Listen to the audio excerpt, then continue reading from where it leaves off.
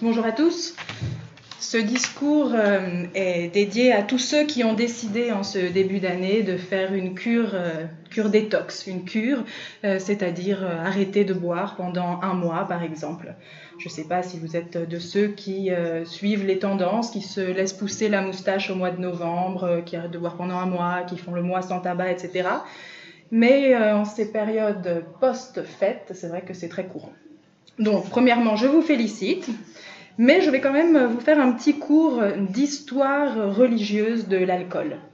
Deux sujets qui, j'en suis certaine, vous passionnent, l'alcool et la religion. Et peut-être que les plus pieux d'entre vous changeront d'avis et se remettront à boire. C'est vrai que l'alcool n'est pas un sujet à prendre à la légère, mais est-ce véritablement un péché que de boire dans la joie et la modération pendant la période sainte ou en toute autre période d'ailleurs. Donc j'ai recherché un peu le rôle des chrétiens les plus fervents dans la production d'alcool. Procédons alcool par alcool si vous le voulez bien. Premièrement, ordre religieux et vin. Le vin a été inventé il y a 6000 ans, avant Jésus-Christ, certes, mais ce sont les moines qui ont préservé la culture du vin en Europe. Les bénédictins et les jésuites sont devenus experts en vin, mais ils ont dû arrêter simplement parce qu'on leur avait confisqué leurs terres au XVIIIe et au XIXe siècle. Tout cela par des gouvernements anti-catholiques à l'époque de la Révolution française ou encore pendant le Deuxième Reich en Allemagne. Et vous le savez également, pour célébrer l'Eucharistie, on a besoin de pain et de vin. Et les missionnaires catholiques en ont profité pour apporter toutes leurs connaissances en vin dans le Nouveau Monde. Et c'est en 1779 que la première vigne est introduite en Californie, ce qui pose les bases de l'industrie du vin californien. Il en va de même pour l'Argentine, le Chili ou encore l'Australie. Les hommes du Seigneur ont donc préservé le vin, mais ils l'ont également fait progresser, avancer. Ce sont des moines qui sont les pionniers de la méthode champenoise, la méthode traditionnelle pour fabriquer du vin pétillant. C'est grâce à un moine bénédictin, Dom Pérignon, que l'on a du champagne pendant les fêtes. La légende dit d'ailleurs que ce monsieur Pérignon, Dom Pérignon, lorsqu'il a bu sa première création, sa toute première bouteille de vin pétillant, il a appelé tous ses frères, tous ses amis et leur a dit « Mes frères, venez vite, je bois des étoiles ». Et c'est ainsi qu'est apparu le champagne. Il y a également d'autres utilisations du raisin, des raisins que les moines ont apportés.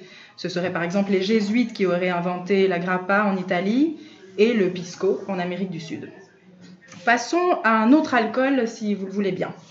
La bière, inventée non pas par des moines, mais par les Babyloniens, mais parfaite également dans les monastères au Moyen-Âge. D'ailleurs, les premiers dessins illustrant une brasserie moderne, donc telle qu'on les connaît aujourd'hui, viennent d'un monastère en Suisse, dans la ville de Saint-Gall. On y voit 3 brasseries, une pour les invités, une pour les pèlerins et une autre pour les moines eux-mêmes, bien entendu, ils ne s'étaient pas oubliés. C'est ensuite Saint Arnaud de Soissons, qui a vécu au XIe siècle, qui aurait inventé le processus de filtration. Et aujourd'hui encore, même si les microbrasseries apparaissent à chaque coin de rue, les meilleures brasseries se trouvent toujours dans les cloîtres des monastères trappistes. Voici donc pour la bière. Je passe à l'alcool suivant, la catégorie d'alcool suivant, et ce sera la dernière, les liqueurs. Là également, la participation des religieux a été d'une importance cruciale. Le whisky a été inventé par des moines irlandais qui auraient ensuite partagé leurs connaissances avec les Écossais. La chartreuse, baptisée la meilleure liqueur du monde par son spectre très large de saveurs et ses bienfaits pour la santé, a été inventée par l'ordre cartésien il y a 300 ans. Et on dit d'ailleurs que seuls 2 moines connaissent la recette aujourd'hui. Il en va de même pour d'autres alcools, je ne ferai pas toute la liste, mais la bénédictine, sherry, etc. L'eau de carmélite, qui n'existe plus aujourd'hui, mais il y a une recette assez similaire au Mexique. En guise de conclusion, donc, à quoi est due cette créativité alcoolique florissante chez les religieux? Eh bien, il y a 2 raisons. Premièrement, toutes les conditions sont réunies, puisque dans les communautés monastiques, en fait, on retrouve donc toutes les conditions idoines pour produire de l'alcool. Tout d'abord, ils ont des terres, énormément de terres, pour y planter des vignes ou alors de l'orge.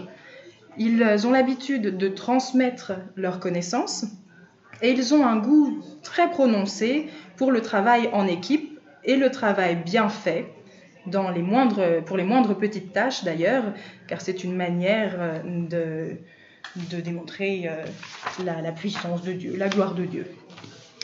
Deuxième raison, tout au long de l'histoire de l'humanité, l'alcool était en fait une manière de promouvoir la santé. Il y avait de véritables campagnes de santé qui se basaient sur les bienfaits de l'alcool. Alors en fait, parce que les sources d'eau étaient souvent porteuses de pathogènes. Donc, en préconisant de mélanger une petite quantité d'alcool à l'eau, ça permettait de tuer les germes. Les soldats romains, d'ailleurs, recevaient une petite flasque de vin, non pas pour se saouler, mais bien pour purifier l'eau qu'ils trouvaient en campagne. Et on dit également que Saint Arnaud de Metz et Saint Arnaud de Soissons auraient sauvé des centaines de vies en conseillant la bière plutôt que l'eau.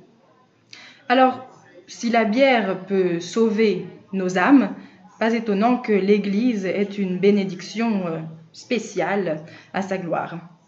Je vous la lis, mais je vous la résume. Seigneur, bénis cette bière, qu'elle soit un remède salutaire au genre humain.